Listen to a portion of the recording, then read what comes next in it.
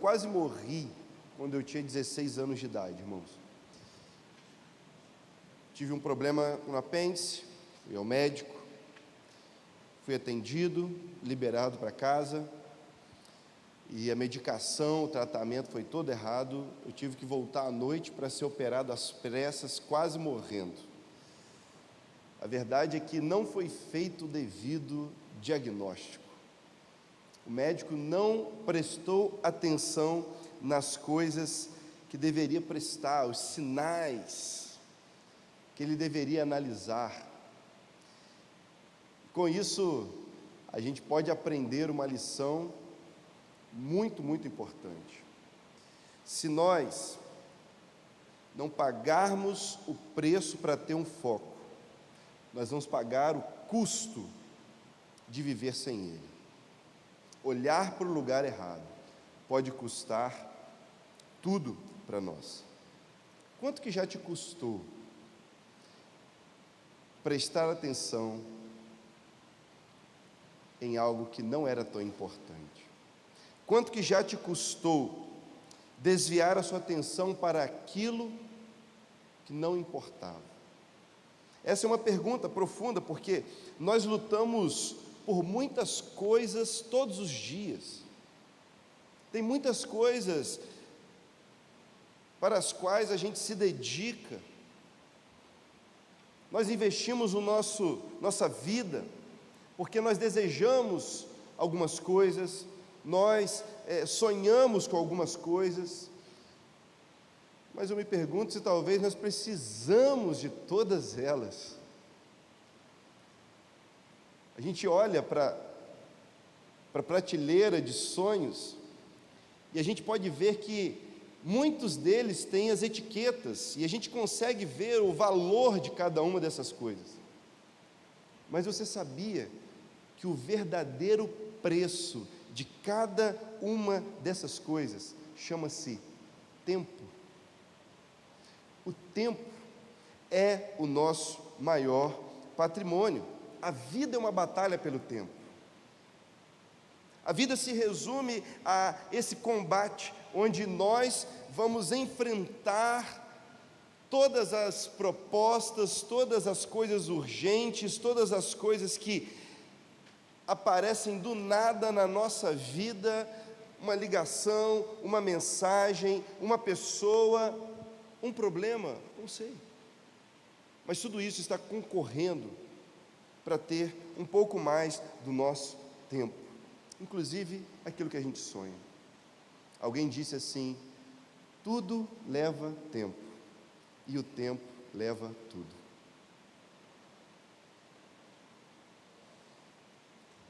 Veja, nós enfrentamos hoje uma pandemia por problemas relacionados com o tempo. Nós enfrentamos hoje doenças profundas, porque nós não sabemos lidar com o tempo. Não é sobre envelhecer, não é sobre ganhar algumas rugas, algumas expressões faciais, não é sobre um joelho que para de funcionar, é porque nós não sabemos lidar com o tempo. Andamos ansiosos, porque não sabemos lidar com o tempo que virá. Nós andamos depressivos, porque não sabemos lidar com o tempo que passou. Andamos estressados, atemorizados, porque não sabemos lidar com o tempo presente. O tempo. Tudo isso está nos consumindo por um único motivo, irmãos. Há uma única razão pela qual o tempo tem nos escravizado, ou tem nos conduzido a uma vida de flagelo, de sofrimento: a falta de prioridade. A única coisa que pode nos ajudar a lidar com o tempo é definindo o que é importante. O que importa para você? o que verdadeiramente merece a sua atenção, sabe? Na Bíblia a gente tem essa afirmação: há tempo para todas as coisas, sabe por quê? Porque de fato, não podemos viver todas as coisas ao mesmo tempo. Tudo tem a sua estação, e quando Jesus diz assim: se algo te faz pecar, arranca o teu olho, joga ele fora. O que Jesus está ensinando para a gente? Aprenda a ter foco. Se algo tira o seu foco do que é importante, arranque isso da sua vida, desinstale esse aplicativo, remova esse obstáculo. Ou pagamos o preço para ter foco, ou então arcaremos o custo de viver sem ele.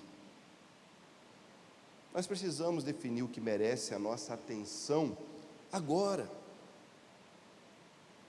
Escolher o que vai ser atendido por nós e aquilo que vai esperar. Algumas coisas vão esperar um dia, outras vão ter que esperar 1 ano, 10, algumas vão ter que esperar a vida toda, não importa. Prioridade.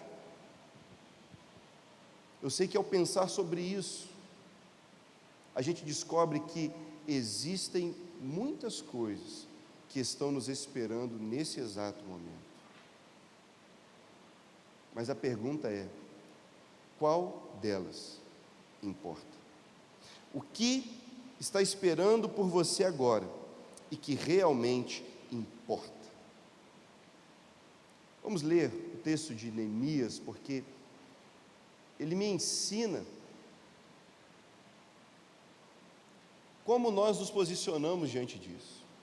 Qual é a nossa atitude diante das demandas? Como nós lutamos pelo tempo? Neemias capítulo 4, a partir do versículo 1, você acompanhe a leitura comigo, que diz assim: Sambalate ficou furioso quando soube que estávamos reconstruindo o muro. Indignou-se e zombou dos judeus. Ele disse na presença dos seus amigos, os companheiros, os oficiais do exército samaritano: o que esse punhado de judeus fracos pensam que está fazendo? Imaginam que serão capazes de construir o muro em um dia, só porque ofereceram alguns sacrifícios? Pensam que podem fazer algo com as pedras queimadas que tiraram dos entulhos? Tobias, o amonita, estava ao seu lado e ainda comentou: basta uma raposa subir lá e esse muro de pedra desaba. Então orei: ouve-nos, nosso Deus, pois estamos sendo ridicularizados. Que essa zombaria caia sobre a cabeça deles e que eles próprios se tornem prisioneiros numa terra estrangeira. Não ignore sua culpa, não apague seus pecados, pois provocaram a tua ira aqui, diante dos construtores. Eis aqui, a obra está avançando.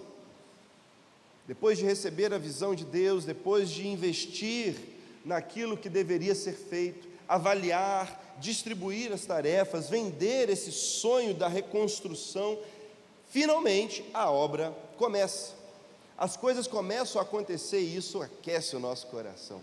Ver projetos andando, ver paredes sendo levantadas, ver reformas sendo aplicadas, a gente vê as coisas mudando, é muito bacana. Sem dúvida aquilo trouxe muita alegria, muito conforto ao coração do povo depois de tanto sofrimento. Mas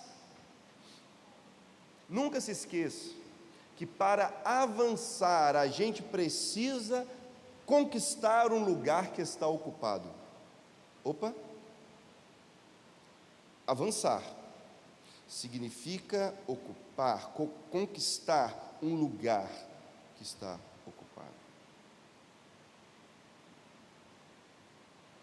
Existe algo ocupando o lugar que Deus nos deu para governar, para liderar, para iluminar. Naquele caso, Neemias precisava avançar e havia oposição. Para avançar com a obra era preciso tirar o entulho. Para avançar com a obra era preciso tirar o desânimo. Mas como ele faria com os opositores? Olha, Neemias não está removendo os opositores, ele não podia fazer isso. Da mesma forma que nós não temos como remover algumas pessoas de nossas vidas hoje. O que Neemias faz é, ao invés de tentar tirar as pessoas da frente dele, ele simplesmente tira o foco dessas pessoas. Neemias tira o foco dos seus opositores. Ele não está prestando atenção no que eles estavam fazendo, pelo contrário. Quando o barulho começou a aparecer, quando o ruído começou a aumentar, quando Neemias foi pressionado, começou a ser criticado, começou a ser zombado, ele teve uma atitude poderosa, inusitada, uma atitude louvável. É um modelo para nós.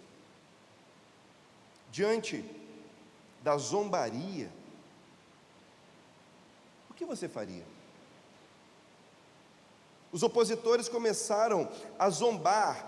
A zombaria são comentários para fazer a gente duvidar de algo.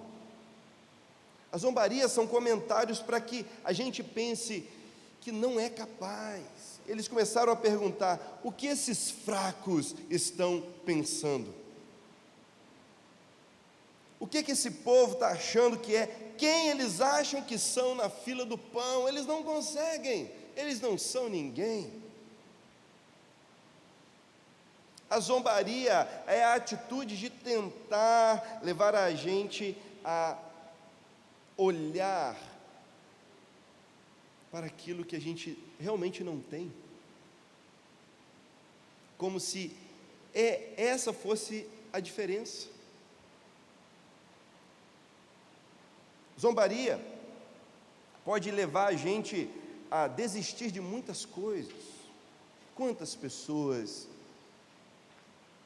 já abandonaram seu chamado, a sua posição, porque ouviram zombaria, deram ouvidos a essa oposição terrível, mas que vem apenas para nos afastar do nosso chamado. Neemias passa por cima da zombaria. Neemias lida com escárnio.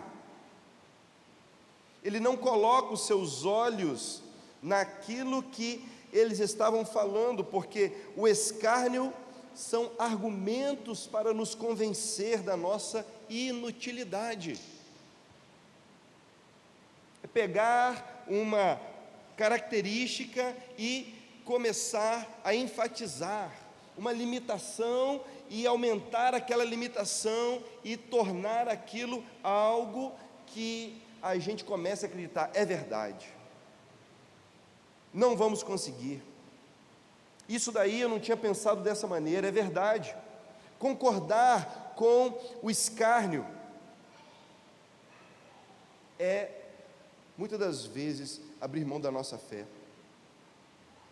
Aqueles homens começaram a dizer: podem fazer algo com essas pedras queimadas? Com esse monte de entulho? Esse monte de coisa que deve ser jogado fora, esse expurgo de material, pode ser reaproveitado para construir o muro? Será que eles conseguem recomeçar? Que afronta! Esse é o tipo de coisa que pode minar a nossa fé. Inclusive, chegaram a dizer: só porque eles creem em Deus, só porque eles prestaram alguns sacrifícios a Deus, eles não vão conseguir. Esse é o tipo de coisa que não pode ganhar a nossa atenção, não pode ocupar tempo na nossa mente, muito menos no nosso coração. Neemias também enfrenta a ridicularização, a tentativa de envergonhá-los, de manchar o caráter. Chegaram a dizer: uma raposa derruba aquele muro. Se ela passar correndo, se ela encostar, esse muro todo vai cair. Esse povo não sabe o que está fazendo. Que coisa vergonhosa. Ei, pare de fazer isso, você é incompetente. Quantas vezes nós desistimos porque ouvimos isso? Veja a lição que Neemias nos dá, referente à postura que deve ser tomada. Eu sei que na minha mente vem pelo menos 3 atitudes naturais, que aqui no coração a gente imagina. Talvez a pressa para responder, para dizer: epa, ó, não é assim não, está pensando, está falando com quem? Talvez a gente tente convencer o outro, dizendo: não, não é bem assim, olha, é assim, é desse jeito. Mas como que você convence alguém que não quer ser convencido? E mais, às vezes, diante de uma situação como essa, a vontade é de revidar,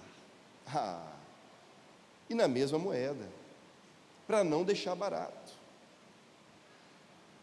Eu vejo Neemias escolhendo aquilo que é importante. Neemias, com sabedoria, definindo uma prioridade, pagando o preço para ter foco, para não precisar arcar com os custos de não ter foco. Neemias, ele sabe o que ele deveria fazer. Ele não apresenta suas credenciais para os oponentes, dizendo: olha, eu sou o copeiro do rei, tá? Você sabe com quem você está falando? Você sabe de onde eu vim?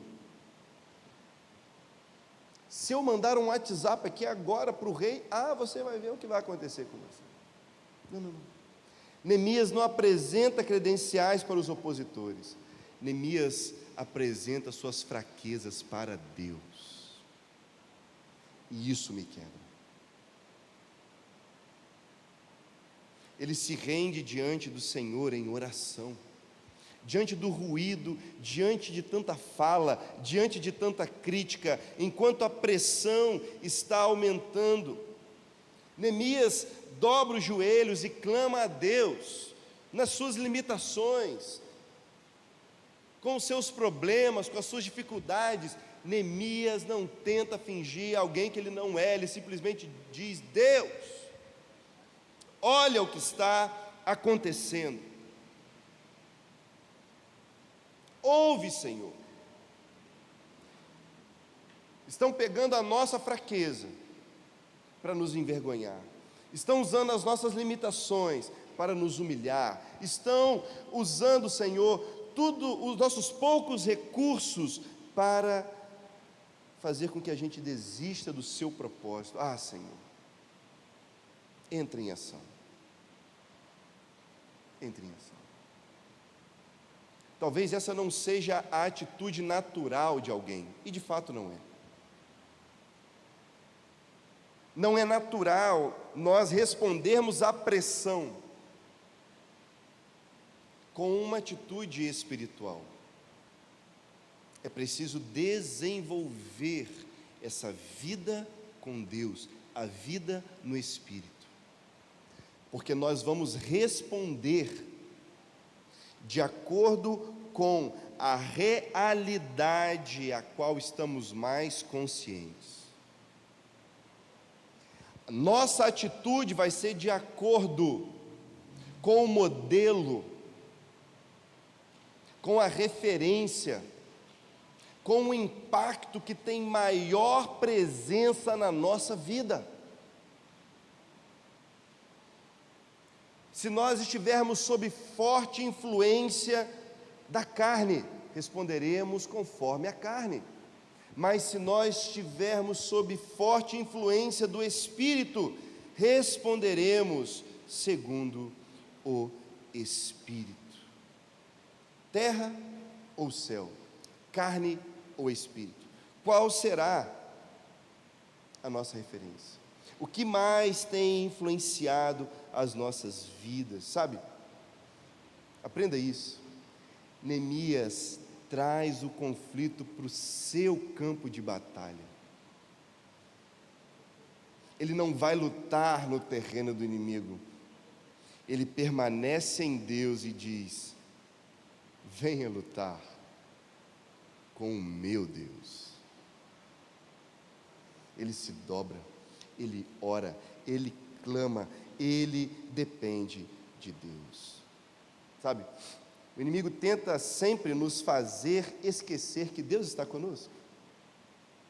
É muito ruído, é muito WhatsApp, é muito Instagram. Nós oramos sobre isso hoje. Falamos sobre tempo, falamos sobre tela, estamos falando sobre foco. Mantenha os seus olhos em Deus. Neemias não desvia o olhar para o inimigo, pelo contrário, ele foca o seu olhar na missão, porque Deus está na missão. Ele olha para aquilo que é importante, sabe?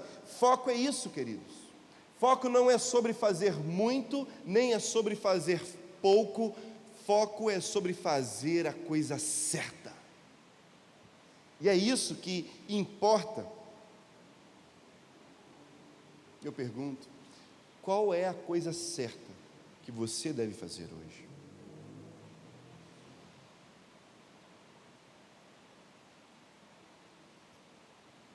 A maioria das coisas na nossa vida vão ter que esperar. Na verdade, tem um monte de coisa te esperando.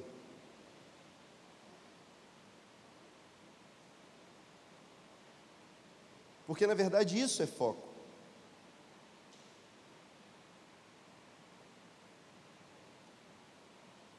Sabia que o foco errado vai fazer você ignorar a coisa certa? O foco errado vai fazer você dar atenção ao que não devia. Deixar de lado aquilo que é importante. Sabe? Talvez você esteja muito ocupado, mas isso não significa ter resultados. Talvez você esteja cansado. Nossa, como eu estou trabalhando, mas isso não significa ter avanço. Uma pergunta. Olhando para a sua vida, o quanto você melhorou nesse último ano? O quanto você cresceu com Deus nesses últimos 2 meses? Você, pense. Nós pagamos o preço para ter foco, ou arcamos com os custos de não tê-lo. O tempo está passando. Seu foco está na terra? Está preocupada com o barulho das redes sociais? Com a avalanche de informações, ou quem sabe, reagir às críticas? Responder às ofensas? E quem sabe você está já pensando aí, se preparando, aquecendo para entrar nos debates e nas tretas nesse ano de eleição, esse ano de Copa do Mundo. Você já está se aquecendo. Foco. Será que o nosso foco não deveria estar no céu? Será que o seu foco não deveria estar no céu? Busque em primeiro lugar o reino de Deus.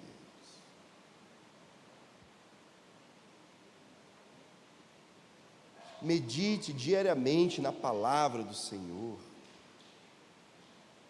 Ore sem cessar. Tem muita coisa lutando pela sua atenção. Tem muita coisa Sabe? Você está numa batalha, numa arena, lutando para proteger aquilo que é importante, aquilo que você deve priorizar com o tempo que você tem. Não temos muito tempo. Coloque seu foco onde Deus está trabalhando. Olhe para onde Deus está em ação. Eu tenho um desafio para você hoje. Eu preciso desafiar você para que nesses próximos dias você assuma uma atitude onde você vai controlar o seu tempo, pelo menos 30 minutos dele. Vamos fazer esse desafio? 30 minutos do seu tempo. Você pode aí, se você tiver com o seu celular, você vai programar o seu celular para despertar amanhã em um horário, em um bom horário, um horário possível de você deixar esse celular. Pega o seu celular e já programe aí. Amanhã você vai colocar 8 da manhã, 9 da manhã, não sei, meio-dia. Programe o seu celular. Quando ele despertar amanhã, durante 30 minutos, você vai parar o que está fazendo e você vai pensar em Deus. Não é para você orar 30 minutos, não é para você ler a Bíblia 30 minutos. Você pode fazer isso. Mas o desafio é durante 30 minutos, você voltar sua atenção para Deus. Você pode até botar um timer.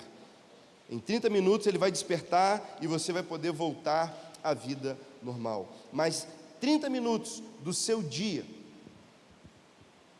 use para voltar a sua atenção, o seu foco para Deus. Faça isso. Sabe, algumas coisas vão tentar convencer você de que isso é bobagem. Muitas outras vão aparecer do nada. E elas vão parecer muito importantes, urgentes.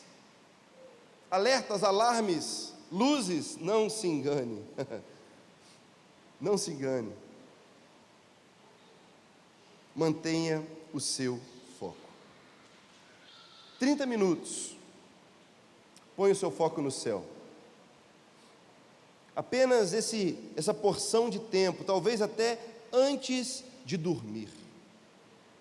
Mas pare o que você estiver fazendo e olhe para o Senhor. A nossa batalha pelo tempo,